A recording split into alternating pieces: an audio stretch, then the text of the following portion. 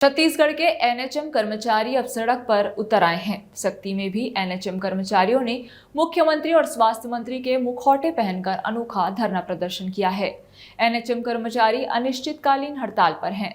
हड़ताली एनएचएम कर्मचारियों ने बताया कि उनकी नियमितीकरण, सेवा शर्तों में सुधार और वेतन विसंगति का समाधान समेत 10 सूत्री मांग है।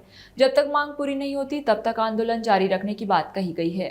शक्ति में पदस्थ हूँ मैं। एनएचएम में पोस्टिंग है मेरी। मुझे 11 साल हो चुके हैं और हम लोग का जो आंदोलन है वो कंटिन्यू शुरू ही है और हर बार हम लोगों को कुछ ना कुछ आश्वासन देकर के छोड़ दिया जाता है। इस बार का हमारा जो आंदोलन है वो अनिश्चितकालीन के लिए है, जब तक सरकार हमारी 10 सूत्रीय मांगों को मान नहीं लेती है, जो कि एकदम जायज़ है। देखिए, जैसे कोरोना के समय हमारे और रेगुलर कर्मचारियों में किसी भी प्रकार का भेदभाव नहीं हुआ था। हमने भी उतना ही काम किया, उतना उन्होंने भी काम किया, लेकिन हमको अभी तक किसी भी प्रकार का स्थायीकरण, रेगुलराइजेशन या उनके बेनिफिट्स अभी तक हमको नहीं मिले।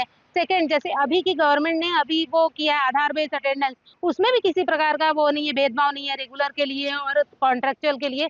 तो फिर बाकी सुविधाओं में क्यों भेदभाव है? जब काम में भेदभाव नहीं है, तो सुविधाएं देने में भी भेदभाव नहीं होना चाहिए।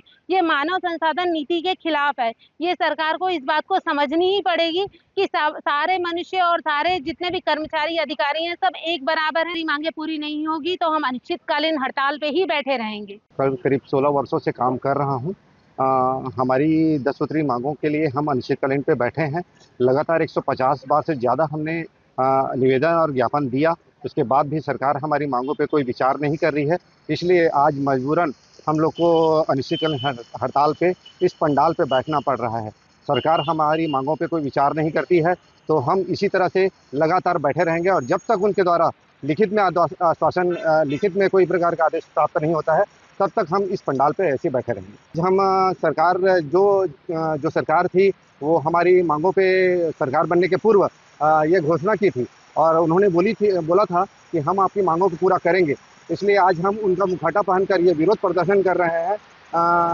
ओपी चौधरी शाह जी हमारी मांगों को पूरा करेंगे करके उन्होंने मंच पे बोला था, तो आज हम इस मुखौटों को लगा के इस पंडाल पे हम उनका विरोध कर रहे हैं।